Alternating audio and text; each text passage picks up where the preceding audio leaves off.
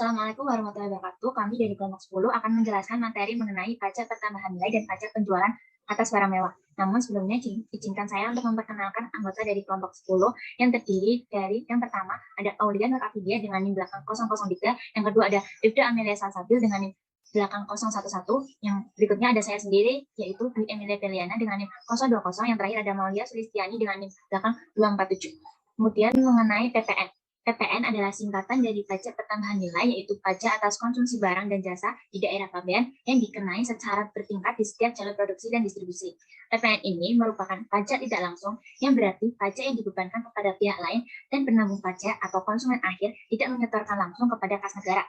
Peraturan mengenai PPN sendiri diatur dalam Undang-Undang Nomor 42 Tahun 2009 yang berlaku sejak 1 April tahun 2010 tentang pajak pertambahan nilai dan pajak penjualan atas barang mewah. Undang-undang ini sudah mengalami 3 kali perubahan sejak tahun 1983 dengan urutan sebagai berikut. Yang pertama yaitu Undang-Undang PPN Nomor 8 Tahun 1983 yang berlaku sejak 31 Desember 1983. Yang kedua yaitu Undang-Undang PPN Nomor 11 Tahun 1994 yang berlaku sejak 1 Januari 1995. Yang terakhir yaitu Undang-Undang PPN Nomor 18 Tahun 2000 yang berlaku sejak 1 Januari tahun 2010. Berikutnya mengenai pengusaha kena pajak atau PKP. PKP adalah pengusaha yang melakukan penyerahan barang kena pajak PKP dan atau jasa kena pajak atau JKP yang dikenai pajak sesuai dengan Undang-Undang PPN. Syarat pengusaha wajib pajak menjadi PKP berdasarkan Peraturan Menteri Keuangan Nomor 197/PMK 03/2013 tentang batasan pengusaha kecil PPN. Pengusaha yang wajib menjadi PKP adalah pengusaha yang dalam 1 tahun tuku memiliki omset minimal 4,8 miliar. Namun, meskipun pengusaha belum mencapai omset tersebut, pengusaha dapat mengajukan permohonan sebagai PKP. Pengusaha wajib melaporkan usahanya untuk dibuka sebagai PKP bila melakukan penyerahan PKP atau JKP di dalam daerah pabean atau melakukan ekspor PKP, JKP, dan ekspor PKP tidak terwujud. Berikutnya yaitu karakteristik PPN. Karakteristik PPN terdapat 7 poin. Yang pertama yaitu merupakan pajak tidak langsung. Artinya, beban pajak dialihkan kepada pihak lain, yakni pihak yang mengonsumsi barang atau jasa yang menjadi objek pajak. Selain itu, tanggung jawab penyetoran pajaknya tidak berada di pihak yang memikul beban pajak. Yang kedua yaitu merupakan pungutan yang sifatnya objektif. Kewajiban untuk membayar PPN ini ditentukan oleh objek pajak, sehingga kondisi subjek pajak tidak diperhitungkan sama sekali. Kondisi seseorang sebagai subjek pajak terlepas dari gender, status sosial, ataupun daya beli, semuanya sama di mata PPN, sehingga dikenakan besaran pungutan yang sama. Yang ketiga yaitu multi-step. Artinya PPN dikenakan pada seluruh rantai produksi dan distribusi. Setiap barang yang menjadi objek pajak, mulai dari pabrikan ke pedagang besar hingga ke pengecer atau retail, semuanya dikenakan PPN. Yang keempat dihitung dengan metode indirect subtraction, yaitu pajak yang dipungut PKP penjual tidak langsung disetorkan ke kas negara. PPN terutang yang harus dibayarkan ke kas negara merupakan hasil perhitungan pengurangan PPN yang dibayar kepada PKP lain yang dinamakan pajak masukan dengan PPN yang dipungut dari pembeli yang dinamakan pajak pengeluaran. Yang kelima ada merupakan pajak atas konsumsi umum dalam negeri. PPN hanya dikenakan pada konsumsi PKP dan atau PKP JKP yang dilakukan di dalam negeri. Oleh karena itu, komoditas impor juga dikenai PPN dengan besaran sama dengan komoditas lokal. Yang keenam yaitu bersifat netral. Maksudnya, netralisasi PPN dibentuk oleh 2 faktor, yakni dikenai atas konsumsi barang maupun jasa dan menganut prinsip tempat tujuan atau destination prinsip dalam pemungutannya. Yang terakhir atau yang ketujuh yaitu tidak menimbulkan pajak berganda. Artinya kemungkinan adanya pajak berganda dapat dihindari karena PPN hanya dipungut atas nilai tambahnya saja.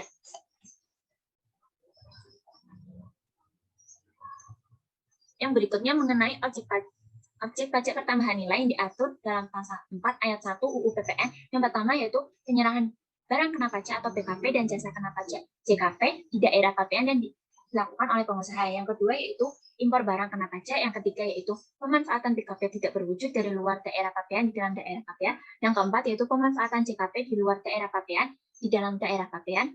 Yang kelima, ekspor PKP berwujud dan tidak berwujud serta JKP oleh pengusaha kena pajak.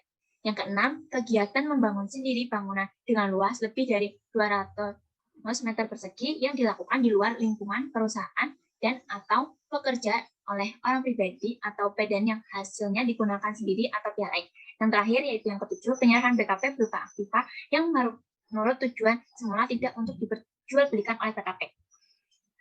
Berikutnya mengenai penyerahan barang kena pajak atau PKP meliputi yang pertama, penyerahan hak atas PKP karena suatu perjanjian atau jual beli atau tukar menukar atau sejenisnya. Yang kedua yaitu pengalihan PKP oleh karena suatu perjanjian sewa beli dan atau perjanjian sewa guna usaha atau leasing. Yang ketiga yaitu penyerahan PKP kepada pedagang perantara atau melalui juru lelang. Yang keempat, pemakaian sendiri dan atau pemberian cuma-cuma atas PKP. Yang kelima, PKP berupa persediaan dan atau aktiva yang menurut tujuan semula tidak untuk diperjualbelikan yang masih tersisa pada saat pembubaran perusahaan. Yang keenam, penyerahan PKP dari pusat ke cabang atau sebaliknya dan atau penyerahan PKP antar cabang cabang. Yang ketujuh yaitu penyerahan PKP secara konsinyasi. Dan yang kedelapan, penyerahan PKP oleh PKP dalam rangka perjanjian pembiayaan yang dilakukan berdasarkan prinsip syariah yang penyerahannya dianggap langsung oleh PKP kepada pihak yang membutuhkan PKP. Dengan catatan, pemakaian sendiri meliputi pemakaian untuk kepentingan pengusaha sendiri, pengurus atau karyawan, baik barang produksi sendiri maupun bukan produksi sendiri. Dan pemberian cuma-cuma, misalnya pemberian contoh barang untuk promosi atau sampel, hadiah, tambahan, bonus, dan lain-lain. Berikutnya mengenai yang tergolong tidak termasuk dalam pengertian PKP adalah satu, penyerahan PKP kepada maklar, dua, penyerahan PKP untuk jaminan utang piutang, yang ketiga, penyerahan PKP dari pusat ke cabang atau sebaliknya, dan atau penyerahan PKP antar cabang dalam hal PKP melakukan pemusatan tempat pajak terutang. Yang keempat, pengalihan PKP dalam rangka penggabungan, peleburan, pemekaran, pemecahan, dan pengambilan alihan usaha dengan syarat pihak yang melakukan pengalihan dan yang menerima pengalihan adalah PKP. Yang kelima atau yang terakhir, PKP berupa aktiva yang menurut tujuan semula tidak untuk diperjualbelikan yang masih tersisa pada saat pembubaran perusahaan dan pajak pemasukan atas perolehan tidak dapat dikreditkan. Subjek dan bukan subjek PPN. Yang menjadi subjek PPN yaitu pertama yaitu ada pengusaha kena pajak terhadap subjek pajak yang sudah menjadi PKP. PPN akan terutang dalam hal satu, PKP melakukan penyerahan PKP atau barang kena pajak. Yang kedua, PKP melakukan penyerahan JKP atau jasa kena pajak. Yang ketiga yaitu PKP melakukan ekspor PKP. Ekspor PKP tidak berwujud ekspor JKP. Yang kedua, non-pengusaha kena pajak terhadap subjek pajak yang belum PKP. PPN akan terutang walaupun yang melakukan kegiatan yang merupakan objek pajak adalah bukan PKP, yaitu dalam hal yang pertama, impor PKP pemanfaatan barang kena pajak tidak berwujud dari luar daerah pabean di dalam daerah pabean. Yang kedua, pemanfaatan daerah kena pajak dari luar daerah pabean dan di dalam daerah pabean. Yang ketiga, melakukan kegiatan untuk membangun sendiri berdasarkan pasal 16C UU PPN. Berikutnya yaitu mengenai yang bukan menjadi subjek dari PPN, yaitu pengusaha kecil yang batasannya ditetapkan oleh Menteri Keuangan, kecuali pengusaha kecil yang memilih untuk dikukuhkan sebagai pengusaha kena pajak menurut pasal 1 ayat 15 UU PPN. Yang berikutnya mengenai barang yang tidak dikenai PPN, mengutip dari UU PPN, jenis barang yang tidak dikenai PPN yaitu barang hasil pertambangan atau hasil pengolahan yang diambil langsung dari sumbernya. Yang kedua ada barang-barang kebutuhan pokok yang sangat dibutuhkan oleh rakyat banyak. Yang ketiga, makanan dan minuman yang disajikan di hotel, restoran, rumah makan, warung, dan sejenisnya meliputi makanan dan minuman yang diserahkan oleh usaha catering atau usaha jasa buka. Dan yang terakhir ada uang, emas batangan, dan surat berharga. Namun dalam barang tidak kena pajak ini ada perubahan UU PPN. Terdapat beberapa jenis barang yang dihapus dalam rincian barang tidak dikenai PPN yang sebelumnya diatur dalam perubahan pasal 4A ayat 2 UU PPN, yaitu diantaranya poin 1 dan poin 2. Kemudian untuk poin 3 dan 4 diubah pengaturannya dan masuk ke dalam pasal 16B ayat 1A huruf A dan J. Kemudian ada jasa yang tidak dikenai PPN, yaitu yang pertama jasa pelayanan kesehatan medis, yang kedua jasa pelayanan sosial, yang ketiga jasa pengiriman surat dengan perangko, yang keempat jasa keuangan, 5 ada jasa asuransi, keenam jasa keagamaan, ketujuh jasa pendidikan, kedelapan jasa kesenian dan hiburan, yang kesembilan ada jasa penyiaran dan bukan bersifat iklan, yang ke-10 ada jasa angkutan umum di darat dan di air serta jasa angkutan udara dalam negeri yang menjadi bagian tidak terpisahkan dari jasa angkutan udara luar negeri. Yang ke-11 ada jasa tenaga kerja, yang ke-12 ada jasa perhotelan, ke-13 ada jasa yang disediakan oleh pemerintah dalam rangka menjalankan pemerintahan secara umum, yang ke-14 ada jasa penyediaan tempat parkir, yang ke-15 ada jasa telepon umum dengan menggunakan uang logam, 16 ada jasa pengiriman uang dengan vessel post, dan yang terakhir ada jasa boga atau catering. Namun terdapat beberapa jenis barang yang telah dihapus dalam rincian barang tidak kena jasa tidak dikenai PPN yaitu yang diatur dalam perubahan pasal 4A ayat 3 UU PPN, yaitu diantaranya poin 1, poin 2, poin 3, poin 4, poin 5, poin 9, 10, 11, dan 15. Kemudian sisanya diubah pengaturannya ke dalam pasal 16B ayat 1A huruf J. Berikutnya yaitu mekanisme pemungutan PPN. Yang pertama, PKP yang melakukan penyerahan BKP atau CKP wajib memungut PPN dari pembeli BKP atau CKP yang bersangkutan sebesar 10% dari harga jual atau pengganti dan membuat faktur pajak sebagai bukti pemungutannya. Kedua, apabila pembeli BKP atau CKP berstatus pemungut PPN, maka PPN terutang atas transaksi tidak dipungut oleh PKP penjual, melainkan disetorkan langsung ke kas negara oleh pemungut PPN. Yang ketiga yaitu PPN yang tercantum dalam faktur pajak merupakan pajak keluaran bagi PKP penjual atau PKP atau CKP sehingga bersifat sebagai pajak yang harus dibayar. Yang keempat, saat PKP melakukan pembelian atau perolehan BKP atau CKP yang dikenai PPN, PPN tersebut merupakan pajak masukan yang sifatnya sebagai pajak dibayar di muka sepanjang BKP atau CKP yang dibeli berhubungan langsung dengan kegiatan usahanya.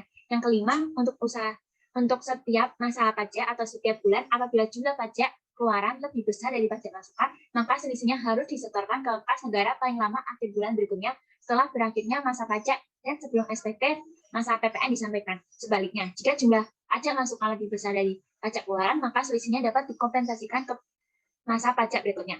Yang terakhir, PKP wajib menyampaikan SPT masa PPN setiap bulan ke kantor pelayanan pajak paling lama akhir bulan berikutnya setelah berakhirnya masa pajak. Kemudian ada perubahan yang jadi dari jenis barang atau jasa yang tidak dipungut sebagian atau seluruhnya yang dibebaskan diberikan peraturan secara terbatas. Perubahan lain dalam ketentuan yang berhubungan dengan LJPPN terdapat dalam penambahan pasal 16B ayat 1A UU PPN. Ketentuan ini secara general menampung beberapa barang dan jasa yang dalam ketentuannya perubahan pasal 4A dihapus ketetapannya sebagai barang dan jasa yang dikecualikan dari pengenaan PPN. Dengan demikian, atas transaksi beberapa barang dan jasa yang sebelumnya dikecualikan per 1 April 2022 wajib diterbitkan faktur. Dalam kaitannya dengan ketentuan ini, kode faktur yang digunakan adalah 070 untuk PPN tidak dipungut dan 080 untuk PPN yang dibebaskan. Perbedaan di antara kedua faktor tersebut yaitu pajak masukan atas penyerahan yang tidak dipungut sebagian atau seluruhnya dapat dikreditkan, sedangkan pajak masukan atas penyerahan yang dibebaskan dari pengenaan pajak baik untuk sementara waktu maupun selamanya tidak dapat dikreditkan. PPN tidak dipungut sebagian atau seluruhnya atau dibebaskan yang diberikan secara terbatas sesuai penambahan pasal 16B ayat 1A UU PPN adalah pajak terutang untuk yang pertama kegiatan di kawasan tertentu atau tempat tertentu di dalam daerah PPN. Yang kedua, penyerahan barang kena pajak tertentu atau penyerahan jasa kena pajak tertentu. Yang ketiga, impor barang kena pajak tertentu. Yang keempat, pemanfaatan barang kena pajak tidak berwujud tertentu dari luar daerah pabean dan di dalam daerah pabean, dan yang terakhir pemanfaatan jasa kena pajak tertentu dari luar daerah pabean dan di dalam daerah pabean diatur dengan peraturan pemerintah. Mekanisme pemungutan PPN. Rumusan PPN itu menggunakan cara PPN terutang sama dengan pajak keluaran dikurangi pajak masukan. Salah satu kewajiban pengusaha kena pajak atau PKP adalah menerbitkan faktur pajak keluaran setiap kali ada penyerahan barang atau jasa kena pajak. Di samping kewajiban itu, PKP berhubungan dengan kegiatan usaha. PKP mempunyai hak untuk melakukan pemberitahuan pajak masukan yang berhubungan dengan kegiatan usaha. Sebelum pembahasan mengenai faktur pajak, berikut penjelasan mengenai pajak masukan dan keluaran setelah sistem kerja PPN yang akan disampaikan oleh rekan saya berikutnya.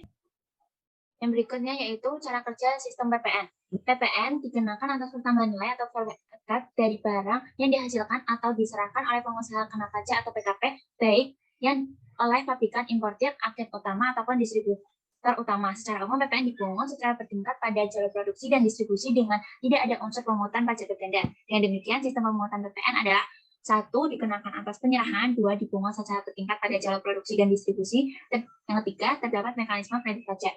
Gambaran mengenai sistem pengenaan PPN pada pertambahan nilai, yaitu di sini ada pembelian bahan baku senilai Rp3.000, pembelian bahan bantuan senilai Rp1.500, part dan lain-lain senilai Rp2.000, kemudian dijumlahkan menjadi Rp6.500. Kemudian ada biaya penyusutan sebesar Rp500, bunga modal sebesar Rp750, kemudian ada gaji atau upah sebesar Rp1.500, kemudian manajemen sebesar Rp750, ini dijumlah menjadi Rp3.500. Total harga pokok ditambah biaya Rp3.500 ditambah dengan Rp6.500 menjadi 10.000, kemudian pembelian yang dikenakan pajak masukan adalah 10%, yaitu 650 dari 10% dari 6.500. Kemudian harga jual. Harga jual penarikan pajak keluaran 10% dikali 15.000, yaitu 1.500. Pertambahan nilai rumusnya harga jual dikurangi harga beli, 15.000 dikurangi 6.500 menjadi 8.500. Kemudian untuk pajak pertambahan nilainya PPN keluar dikurangi PPN masukan, yaitu 1.500 dikurangi dengan Rp650 menjadi Rp850. Sekian penjelasan dari saya. Selanjutnya akan disampaikan oleh rekan saya berikutnya. Terima kasih. Baik, selanjutnya yaitu pajak keluaran. Pajak keluaran adalah pajak pertambahan nilai terutang yang wajib dipungut oleh PKP yang melakukan penyerahan BKP, penyerahan JKP, ekspor BKP berwujud atau tidak berwujud, dan atau impor BKP. Nah, pajak keluaran ini dihitung menggunakan cara yaitu tarif dikalikan dengan dasar pengenaan pajak atau DPP. Pajak keluaran dalam SPT masa PPN. Nah, dalam SPT masa PPN, pajak keluaran dikelompokkan sebagai berikut. Yang pertama, pajak keluaran atas ekspor yaitu sebesar 0% dari nilai ekspor. Yang kedua, pajak keluaran atas penyerahan yang PPN-nya harus dipungut sendiri. Yang ketiga, pajak keluaran atas penyerahan yang PPN-nya dipungut oleh pemungut PPN. Yang keempat, pajak keluaran atas penyerahan yang PPN-nya tidak dipungut. Dan yang kelima, pajak keluaran atas penyerahan yang dibebaskan dari pengenaan PPN. Nah, di sini nomor 2-5 merupakan pajak atas penyerahan dalam negeri yang dibedakan menjadi satu, penyerahan dalam negeri dengan faktur pajak yang tidak ditunggu. Dan yang kedua, penyerahan dalam negeri dengan faktur pajak yang ditunggu. Nah, penyerahan ini merupakan penyerahan dengan faktur pajak yang tidak diisi dengan identitas pembeli serta nama dan tanda tangan penjual. Selanjutnya, pajak masukan. Pajak masukan dalam suatu masa pajak dikreditkan dengan pajak keluaran dalam masa pajak yang sama. Pajak masukan merupakan pajak pertambahan nilai yang harus dibayarkan oleh pengusaha atau konsumen terkait pembelian barang atau jasa. Pajak masukan merupakan pajak pertambahan nilai yang seharusnya sudah dibayarkan oleh PKP karena perolehan BKP dan atau perolehan JKP dan atau pemanfaatan BKP tidak berwujud dari luar daerah pabean dan atau pemanfaatan JKP dari luar daerah pabean dan atau impor BKP. Prinsip dasar pengkreditan pajak masukan. Pajak masukan dalam suatu masa pajak dikreditkan dengan pajak keluaran untuk masa pajak yang sama. Nah, pajak masukan atas perolehan barang modal sebelum berproduksi dapat dikreditkan.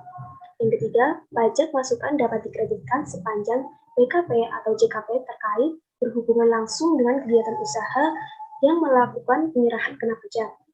Yang keempat, pajak masukan yang dikreditkan harus menggunakan faktur pajak yang memenuhi persyaratan undang-undang. Kemudian, tiga kemungkinan pengkreditan pajak masukan, yaitu yang pertama, pajak masukan kurang dari pajak keluaran. Nah, selisihnya dinamakan pajak pertambahan nilai kurang bayar. Yang kedua, pajak masukan lebih besar dari pajak keluaran. Nah, selisihnya itu dinamakan pajak pertambahan nilai lebih dibayar. Nah, yang ketiga, pajak masukan sama dengan pajak keluaran. Nah, ini dinamakan nihil. Selanjutnya, pajak masukan yang tidak dapat dikreditkan, yaitu yang pertama, perolehan BKP atau JKP sebelum pengusaha dikukuhkan sebagai PKP. Yang kedua, perolehan BKP atau JKP yang tidak mempunyai hubungan langsung dengan kegiatan usaha. Yang ketiga, perolehan dalam pemeliharaan kendaraan bermotor berupa sedan dan station wagon kecuali merupakan barang dagangan atau disewakan. Yang keempat, pemanfaatan BKP tidak berwujud atau pemanfaatan jasa kena pajak dari luar daerah pabean sebelum pengusaha dikukuhkan sebagai pengusaha kena pajak atau PKP. Nah, yang kelima, perolehan BKP atau JKP yang faktur pajaknya tidak memenuhi ketentuan atau tidak mencantumkan nama, alamat, dan NPWP pembeli BKP atau penerima JKP. Yang keenam, pemanfaatan BKP tidak berwujud atau pemanfaatan JKP dari luar daerah pabean yang faktur pajaknya tidak memenuhi ketentuan. Yang kedelapan, perolehan BKP atau JKP yang pajak masukannya ditagih dengan penerbitan ketetapan pajak. Yang kesembilan, perolehan BKP atau JKP yang pajak masukannya tidak dilaporkan dalam SPT masa PPN. Yang kesepuluh, perolehan BKP selain barang modal atau jasa kena pajak sebelum BKP berproduksi.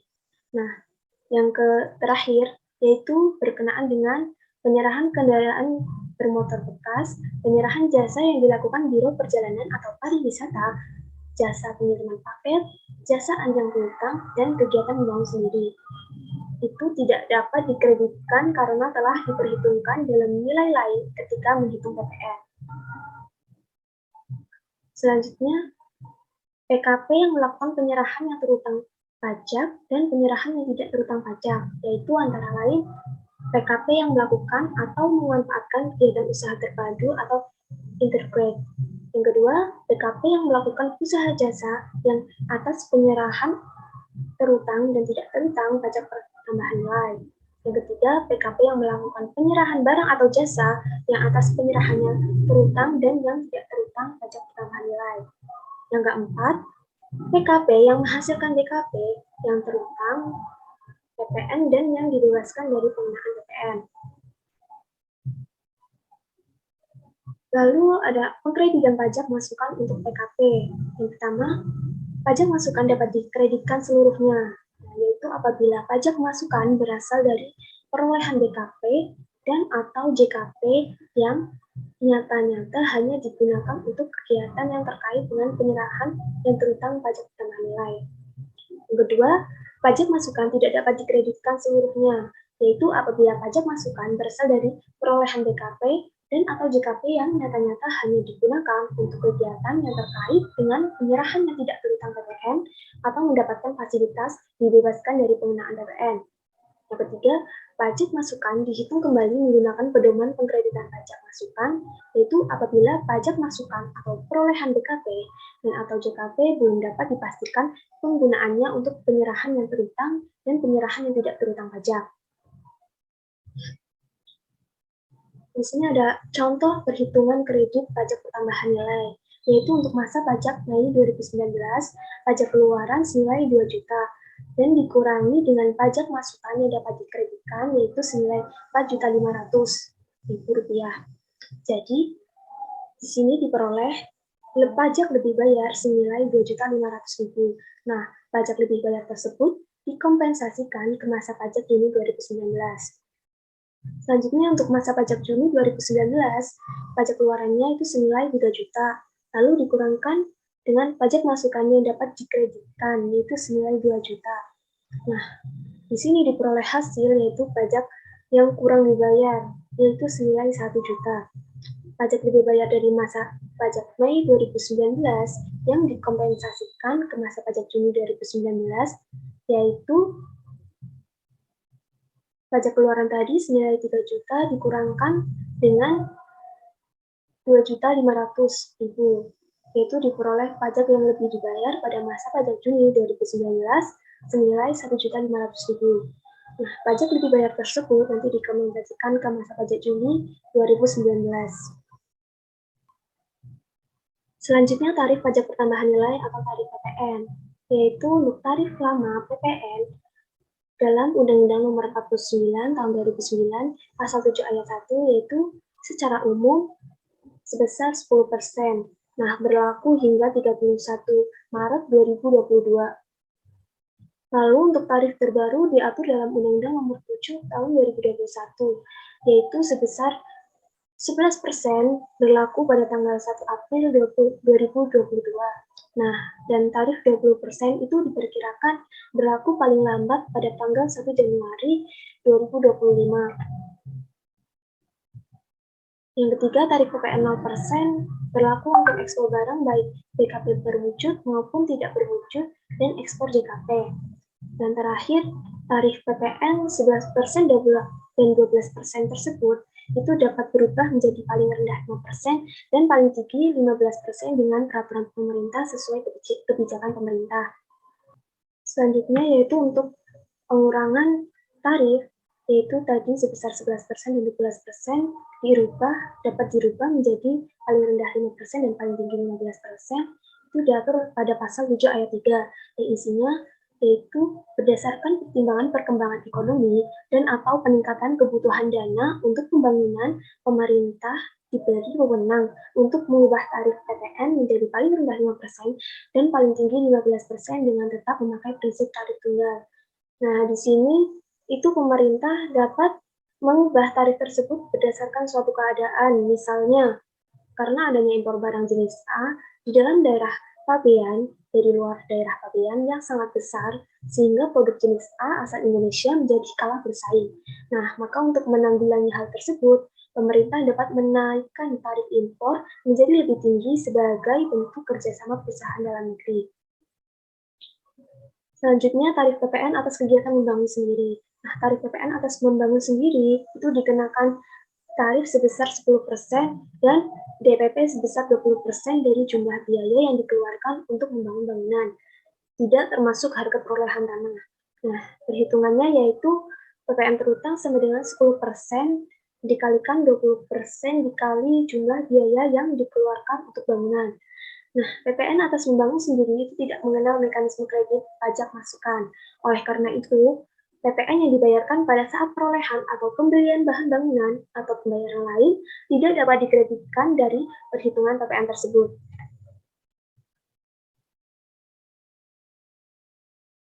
Lalu ada PPN peredaran usaha tertentu. Yang pertama, PKP yang melakukan kegiatan usaha tertentu wajib menggunakan pedoman perhitungan kreditan menurut yang diatur dalam Peraturan Menteri Keuangan, walaupun PKP memenuhi kriteria sebagaimana diatur dalam Pasal 9 ayat 7 Undang-Undang Pajak Pertambahan Nilai.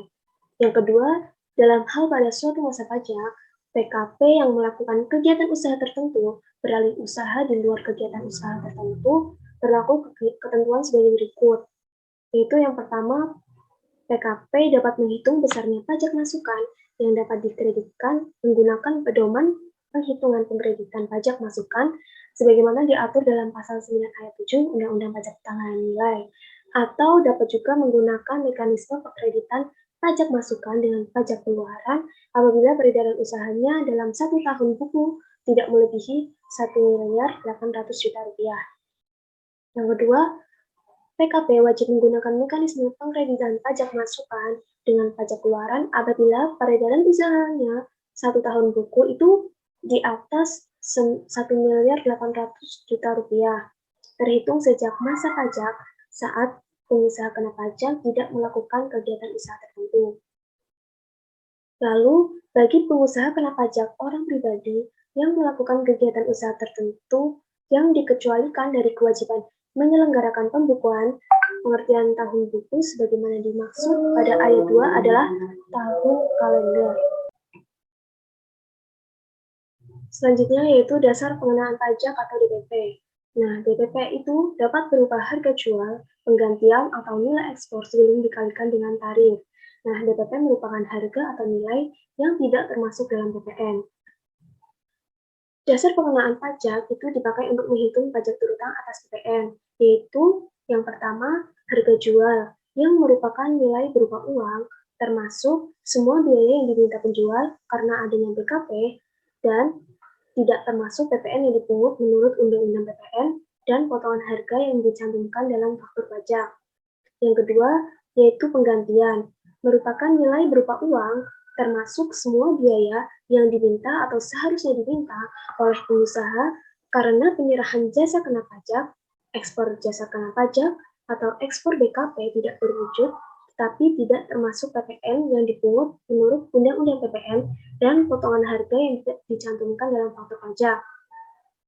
Atau nilai berupa uang yang dibayar atau seharusnya dibayar oleh penerima jasa karena pemanfaatan JKP dan atau oleh penerima manfaat BKP tidak berwujud. Yang ketiga, nilai impor, yaitu nilai berupa uang yang merupakan dasar perhitungan bea masuk termasuk pungutan lainnya yang dikenakan pajak berdasarkan ketentuan perundang-undangan pabean untuk impor barang kena pajak. Yang keempat, nilai ekspor, yaitu nilai berupa uang termasuk semua biaya yang diminta atau seharusnya diminta oleh eksportir. Dan yang kelima yaitu nilai lain, merupakan nilai berupa uang yang ditetapkan sebagai DPP dengan keputusan Menteri Keuangan. Nah, apabila dalam sebuah harga atau nilai termasuk PPN, maka besarnya DPP itu dihitung terlebih dahulu. Caranya yaitu 100/110 dikalikan harga jual atau nilai penggantian. Nah, nilai lain yang dibahas sebelumnya itu berdasarkan PMK nomor 121 PMK 03 2015. Yaitu yang pertama untuk pemakaian sendiri BKP atau JKP adalah harga jual atau penggantian setelah dikurangi laba kotor. Yang kedua yaitu untuk pemberian cuma-cuma BKP dan atau JKP adalah harga jual atau penggantian setelah dikurangi laba kotor. Yang ketiga, untuk penyerahan film cerita, yaitu perkiraan hasil rata-rata per judul cerita atau film. Yang keempat, untuk penyerahan produk hasil tembakau, yaitu sebesar harga jual eceran. Yang kelima, untuk PKP berupa persediaan dan atau aktiva yang menurut tujuan semula itu tidak untuk diperjualbelikan dan masih tersisa pada saat pembubaran perusahaan, yaitu sebesar harga pasar wajar. Yang keenam, untuk penyerahan BKP dari pusat ke cabang atau sebaliknya, dan atau penyerahan BKP antar cabang, itu harga pokok penjualan atau harga perolehan. Yang ketujuh, untuk penyerahan BKP melalui pedagang perantara, yaitu harga yang disepakati antara pedagang perantara dengan pembeli. Yang kedelapan, untuk penyerahan BKP melalui juru lelang, yaitu sebesar harga lelang. Yang kedelapan, untuk penyerahan jasa pengiriman paket, yaitu sebesar 10% dari jumlah yang ditagih atau jumlah yang seharusnya ditagih. Yang kesembilan, untuk penyerahan jasa biro, perjalanan pariwisata, dan atau jasa agen perjalanan wisata berupa paket wisata, pemesanan sarana angkutan, dan pemesanan sarana akomodasi yang penyerahannya tidak didasari pada pemberian komisi atau imbalan atas penyerahan jasa perantara penjualan, yaitu sebesar 10% dari jumlah tagihan atau jumlah yang seharusnya ditagih. Dan yang terakhir untuk penyerahan jasa pengurusan transportasi yang di dalam tagihan jasa pengurusan transportasi tersebut terdapat biaya transportasi yaitu 10% dari jumlah yang ditagih atau seharusnya ditagih. Nah, selanjutnya DPP untuk membangun kegiatan sendiri yaitu sebesar 20% dari jumlah biaya yang dikeluarkan dan atau yang dibayarkan untuk membangun bangunan tidak termasuk harga perolehan tanah, yaitu dengan catatan DPP tidak mengakui pembayaran di atas atau di bawah kewajaran akibat hubungan istimewa. Nah, hubungan istimewa tersebut dianggap apabila yang pertama, hubungan kepemilikan berupa penyertaan modal minimal 25%, baik secara langsung maupun tidak langsung. Yang kedua, hubungan kepemilikan modal paling rendah 25% pada dua wajib pajak atau lebih, atau hubungan di antara dua wajib pajak atau lebih yang disebut terakhir. Yang ketiga, pengusaha menguasai pengusaha lainnya atau dua atau lebih pengusaha berada di bawah penguasaan, maka penguasaan yang sama baik langsung maupun tidak langsung. Yang keempat, terdapat hubungan keluarga baik saudara maupun semenda. Sekian dari saya, materi selanjutnya akan disampaikan oleh rekan saya. Perkenalkan, nama saya Aulia Nur Afidia dengan NIM 7211421003. Di sini saya akan melanjutkan penjelasan yang telah dijelaskan oleh rekan saya sebelumnya, yaitu mengenai perhitungan PPN. Nah, pada contoh soal nomor 1 disebutkan bahwa pada tanggal 4 Januari 2020, PT Makmur menjual tunai laptop dengan harga jual sebesar 22 juta, sudah termasuk PPN. Maka hitunglah PPN berutang atas transaksi tersebut. Nah, karena di soal harga jual sudah termasuk PPN, maka sebelum menghitung PPN terutang, kita menghitung DPP terlebih dahulu menggunakan cara 100/110 dikalikan dengan harga jual sebesar 22 juta, maka didapatkanlah hasil sebesar 20 juta. Selanjutnya, kita kalikan dengan tarif PPN sebesar 10%, maka didapatkanlah hasil 2 juta. Nah, 2 juta tersebut merupakan pajak keluaran yang dipungut oleh PKP PT Makmur. Untuk soal selanjutnya yaitu PT Bahagia adalah perusahaan jasa konsultan yang menjadi PKP. Pada Januari 2020 memberikan jasa konsultasi kepada PT Angkasa dengan penggantian sebesar 50 juta, hitunglah PPN terutang.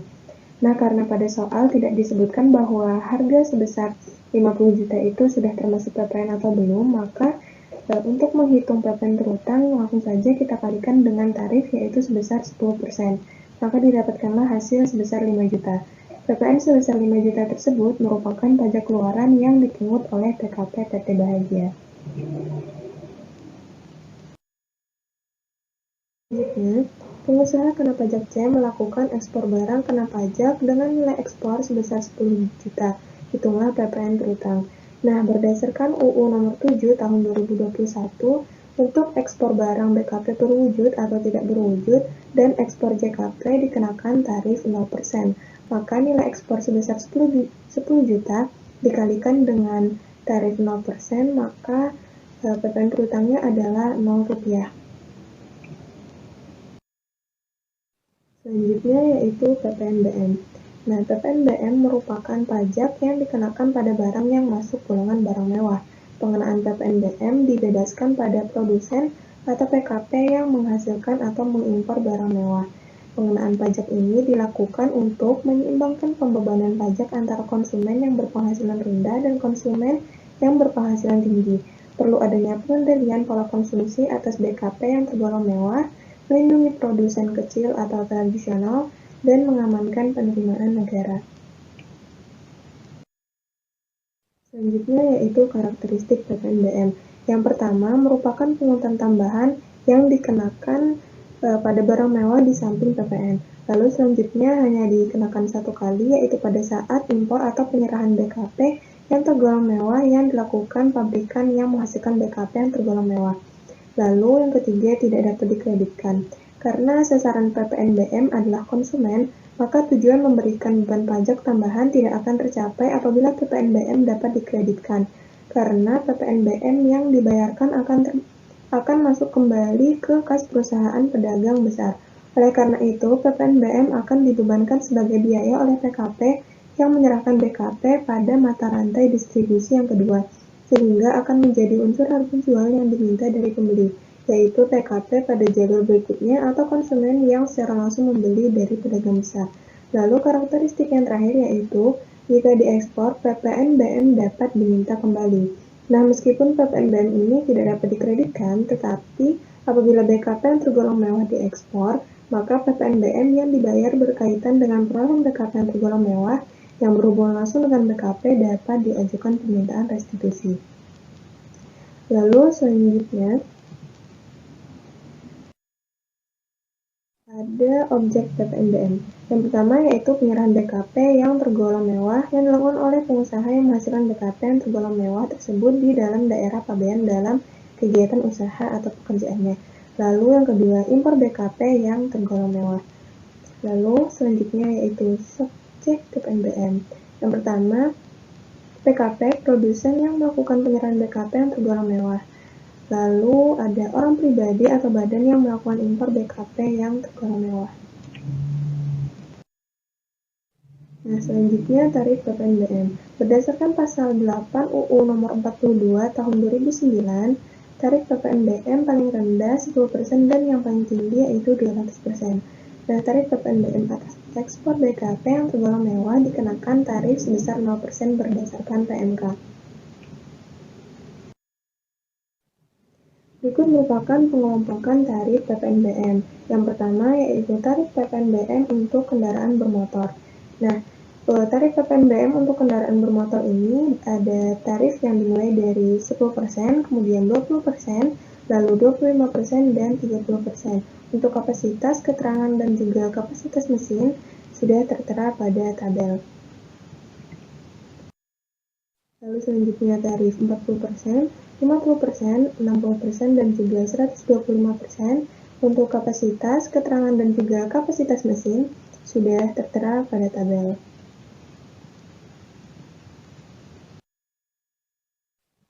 Lalu yang selanjutnya yaitu tarif PPNBM non kendaraan bermotor. Nah, untuk tarif yang pertama yaitu sebesar 10% diberlakukan pada alat rumah tangga seperti alat pendingin dan televisi. Lalu tarif sebesar 20% diberlakukan pada rumah dan townhouse dari jenis non-strata title dengan harga jual sebesar 20 miliar atau lebih. Lalu ada apartemen kondominium, townhouse, dan sejenisnya dengan harga jual sebesar 10 miliar atau lebih. Lalu tarif sebesar 35% diberlakukan pada minuman bebas alkohol, bahan berbahan kulit impor, dan batu kristal. Lalu untuk tarif sebesar 40% diberlakukan pada kelompok balon udara dan balon udara yang dapat dikemudikan, pesawat udara lainnya tanpa tenaga penggerak, kelompok peluru senjata api dan senjata api lainnya kecuali untuk keperluan negara yang terdiri dari peluru dan bagiannya tidak termasuk peluru senapan angin, berbagai jenis pemadam, dan yang terakhir peralatan olahraga impor. Lalu untuk tarif selanjutnya sebesar 50% diberlakukan pada kelompok pesawat udara kecuali untuk keperluan negara atau angkutan udara niaga yang terdiri dari helikopter, pesawat udara, dan kendaraan udara lainnya selain helikopter. Kemudian kelompok senjata api dan senjata api lainnya kecuali untuk keperluan negara yang terdiri dari senjata artileri, revolver dan pistol, senjata api, dan peralatan semacam itu yang dioperasikan dengan penembakan bahan peledak. Lalu yang terakhir yaitu tarif sebesar 75% diberlakukan pada kapal pesiar, kapal ekskursi, dan kendaraan air semacam yang dirancang untuk pengangkutan orang, kapal feri dari semua jenis kecuali untuk kepentingan negara atau angkutan umum.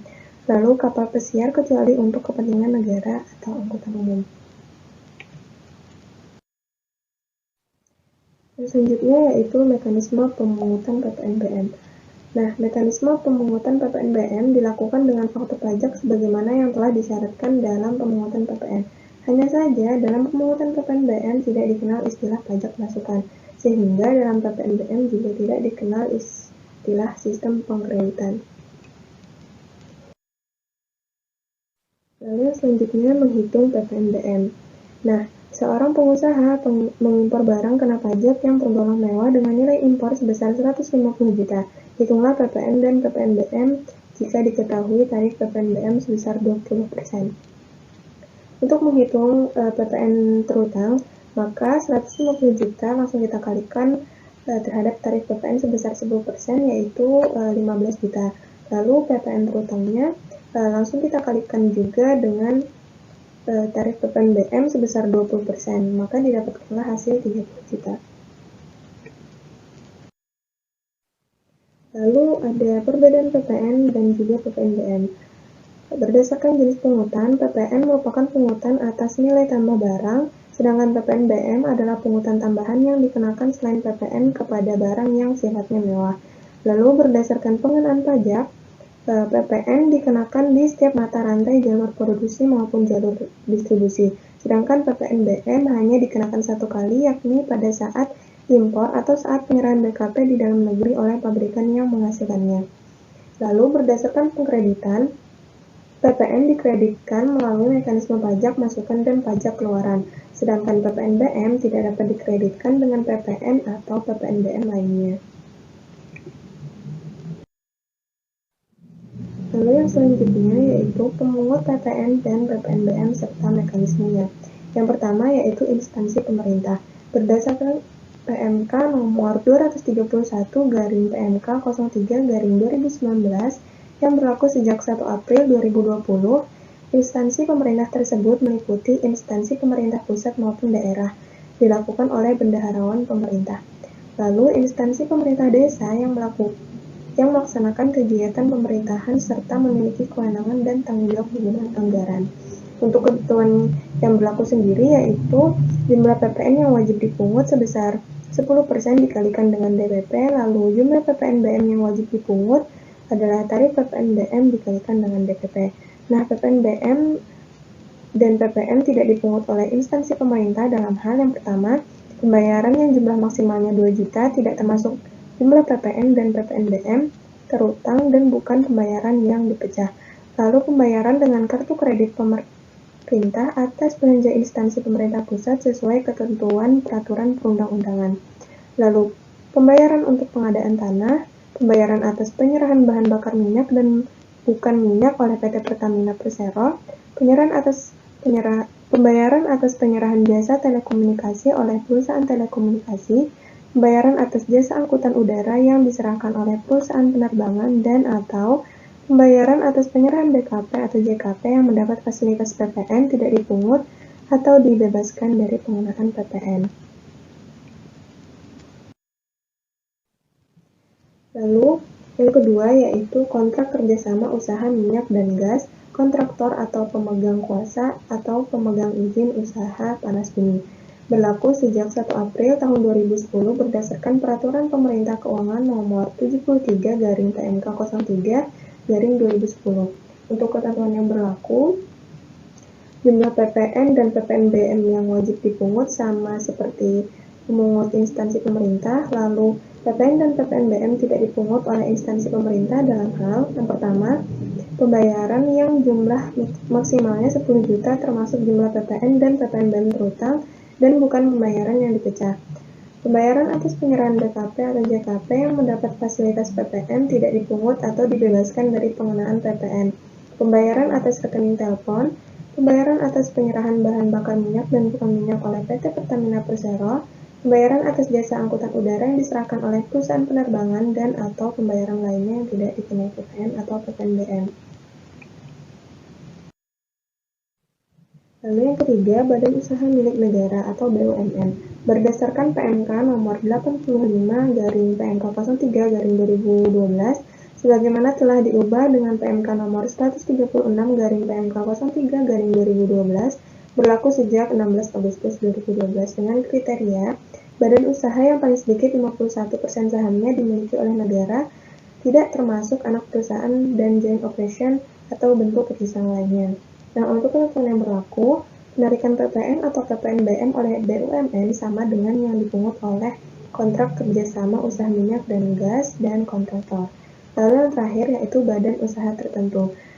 Berdasarkan PMK nomor 37/PMK 03/2015 berlaku sejak 1 April 2015 yang meliputi yang pertama, BUMN yang dilakukan restrukturisasi oleh pemerintah dan restrukturisasi tersebut dilakukan melalui pengalihan saham milik negara pada BUMN lainnya. Lalu, badan usaha yang bergerak di bidang pupuk yang telah dilakukan restrukturisasi oleh pemerintah. Dan yang terakhir, badan usaha tertentu yang dimiliki secara langsung oleh BUMN. Nah, berdasarkan PMK nomor 8/PMK 03/2021, badan usaha tertentu itu memiliki ketentuan yang pertama yaitu memiliki kepemilikan saham di atas 25%. Adapun batas waktu pembayaran, penyetoran, dan pelaporan. Batas pembayaran di sini menurut pasal 2 PMK 242/PMK 03/2014 dan batas pelaporannya berdasarkan UU di bidang perpajakan. Untuk jenis pajak yang pertama yaitu PPN dan PPNBM. Batas pembayarannya akhir bulan berikutnya setelah masa pajak berakhir dan sebelum SPT masa PPN disampaikan.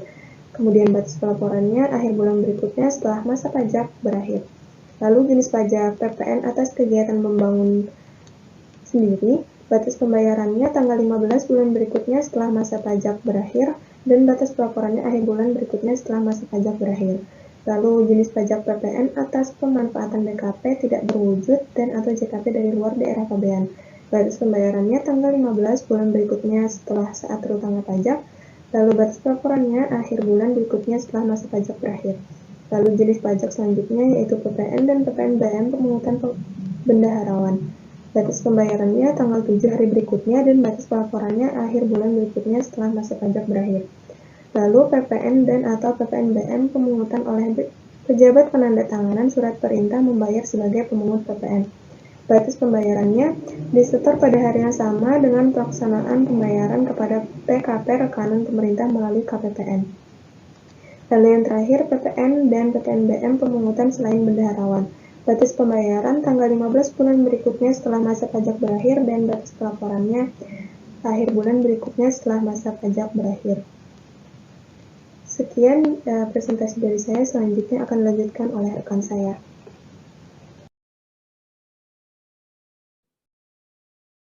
Perkenalkan, saya Rifda Vanessa Sabiang dengan NIM 72 11 42 10 11 akan melanjutkan pemaparan materi mengenai faktur pajak. Faktur pajak merupakan bukti pungutan pajak yang dibuat oleh pengusaha kena pajak yang melakukan penyerahan BKP atau JKP. Ada peraturan Direktur Jenderal Pajak nomor per 24 PJ tahun 2012, yaitu tentang bentuk, ukuran, tata cara pengisian keterangan, prosedur pemberitahuan dalam rangka pembuatan, tata cara pembetulan atau penggantian, dan tata cara pembatalan faktur pajak. Kemudian mengalami perubahan. Nomor per 08 PJ tahun 2013 itu tentang perubahan atas peraturan Direktur Jenderal Pajak nomor per 24 tahun 2012 yang statusnya beberapa kali diubah dan sekarang tidak berlaku karena diganti atau dicabut. Kemudian ada peraturan nomor per 17 PJ tahun 2014 tentang perubahan kedua atas peraturan Direktur Jenderal Pajak nomor per 24 PJ tahun 2012 yang statusnya perubahan dan kondisi terakhir tidak berlaku karena diganti atau dicabut. Kemudian ada peraturan nomor per 25 PJ tahun 2016 tentang penyelenggaraan pelayanan pada kantor layanan informasi dan pengaduan Direktur Jenderal Pajak yang statusnya berlaku. Kemudian ada peraturan nomor per 19 PJ tahun 2017 tentang perlakuan terhadap penerbitan atau penggunaan faktur pajak tidak sah oleh wajib pajak. Statusnya perubahan atau penyempurnaan. Kemudian ada peraturan nomor per 16 PJ tahun 2018 tentang perubahan atas peraturan Direktur Jenderal Pajak nomor per 19 PJ tahun 2019 yang statusnya berlaku. Kemudian ada peraturan nomor per 13 PJ 2019 tentang dokumen tertentu yang kedudukannya dipersamakan dengan faktur pajak. Statusnya perubahan atau penyempurnaan. Kemudian peraturan nomor per 16 PJ 2020 tentang penanganan pemerintahan pelaksanaan prosedur persetujuan bersama dan penyelesaian tidak lanjut persetujuan bersama. Statusnya berlaku. Dan yang terakhir, peraturan nomor 03 PJ 2022 tentang faktur pajak yang statusnya berlaku. Kemudian dalam faktur pajak yang paling sedikit memuat ada nama, alamat, dan NPWP yang menyerahkan BKP atau JKP. Yang kedua ada nama alamat dan NPWP pembelian KP atau JKP. Kemudian ada jenis barang atau jasa, jumlah harga jual atau pengganti dan potongan harga.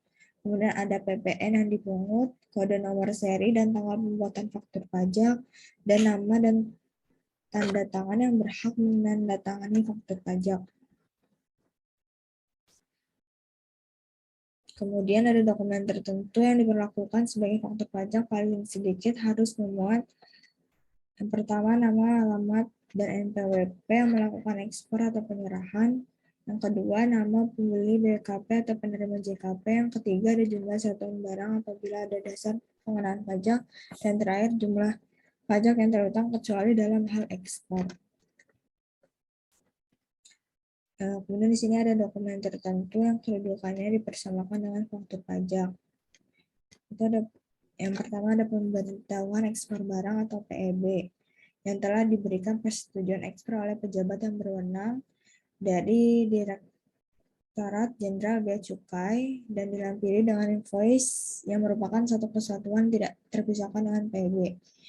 Kemudian ada surat pemerintah barang atau SPWB yang dibuat oleh Bulog untuk penyaluran tepung terigu. Kemudian ada faktur notabel penyerahan atau PNBP yang dibuat oleh Pertamina untuk penyerahan bahan bakar minyak atau bukan bahan bakar minyak. Kemudian ada tanda pembayaran atau kwitansi untuk penyerahan jasa telekomunikasi. Kemudian ada tiket tagihan surat muatan udara atau airway bill yang dibuat untuk penyerahan jasa angkutan udara dalam negeri. Kemudian ada nota penjualan jasa yang dibuat untuk penyerahan jasa ke pelabuhan.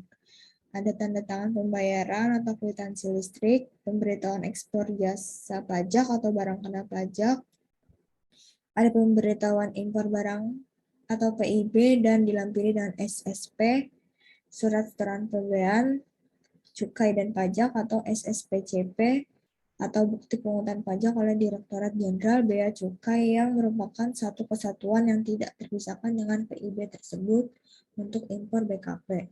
Dan yang terakhir ada surat setoran pajak untuk pembayaran pajak pertambahan nilai atas pemanfaatan barang kena pajak tidak berwujud atau jasa kena pajak dari luar daerah pabean.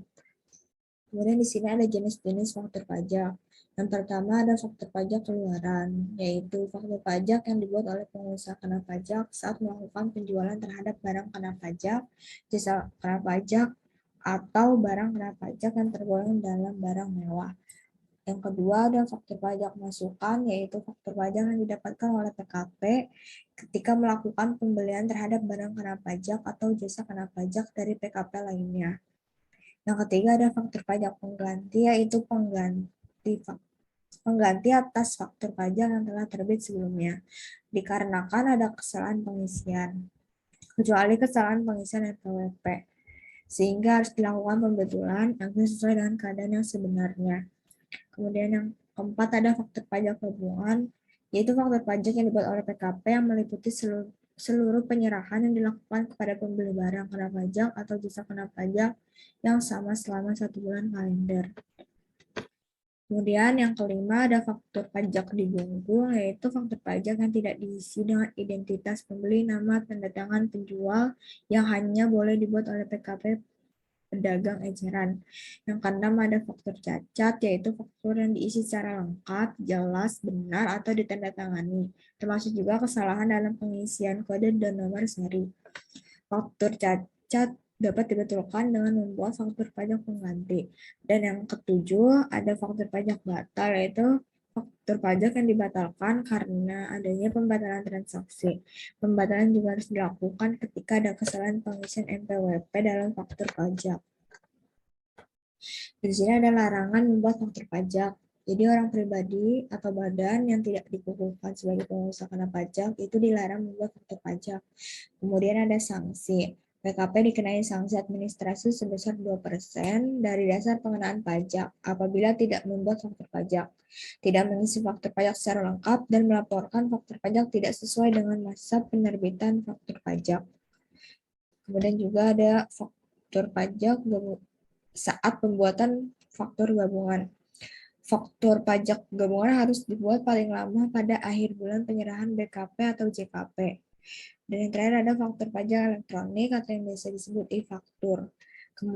Kementerian Keuangan telah menerbitkan peraturan bentuk faktur pajak terbaru yang terdiri dari bentuk elektronik atau e-faktur dan tertulis. Di sini ada keunggulan pembuatan faktur pajak melalui e-faktur. Yang pertama, format yang sudah ditentukan oleh DJP. Yang kedua, menggunakan tanda tangan elektronik berupa QR Code. Yang ketiga, tidak diwajibkan untuk mencetak bukti faktur pajak. Yang keempat, jenis transaksi yang diinput hanya penyerahan barang kena pajak atau jasa kena pajak. Dan yang kelima, pelaporan SPT PPN dapat dilakukan dengan aplikasi yang sama dengan e-faktur. Sini ada materi SPT masa PPN dan PPNBM. SPT masa PPN merupakan sebuah form yang digunakan oleh wajib pajak badan untuk melaporkan perhitungan jumlah pajak, baik untuk melaporkan tambahan nilai atau PPN maupun pajak penjualan barang mewah atau PPNBM yang terhitung setiap bulannya. Kewajiban melapor SPT masa PPN SPT masa PPN harus dilapor setiap bulannya, walau tidak ada perubahan neraca. Jatuh tempo pada hari terakhir, bulan berikutnya setelah akhir masa pajak yang bersangkutan, kecuali di bawah kondisi tertentu pada Peraturan Kementerian Keuangan per 80 PMK 03 2010, maka tanggal jatuh tempo bukanlah berakhir pada bulan berikut setelah akhir masa pajak yang bersangkutan dan gagal melaporkan denda sebesar Rp500.000 dalam UU KUHP pasal 7 ayat 1. Ketentuan khusus terkait PPN. 1. Apabila dalam naskah kontrak tidak diketahui PPN atau PPNBM adalah nilai kontrak, maka belum termasuk komponen PPN atau PPNBM. Yang kedua, penghapusan piutang PKP dan musnahnya PKP tidak mempengaruhi besaran PPN terutang. Yang ketiga, apabila terjadi kesalahan pemungutan PPN, maka pihak yang dapat mengajukan restitusi adalah pihak yang dipungut PPN. Yang keempat, PPN dan PPNBM atas penyerahan BKP diretur dapat dikurangkan dari PPN dan PPNBM. Dan yang terakhir, batas keterlambatan pembuatan faktur pajak adalah 3 bulan dengan konsekuensi denda 2% kali DP. Selepas itu, faktur pajak dianggap bukan faktur pajak. Sekian materi dari kelompok kami. Kurang lebihnya mohon maaf. Wassalamualaikum warahmatullahi wabarakatuh.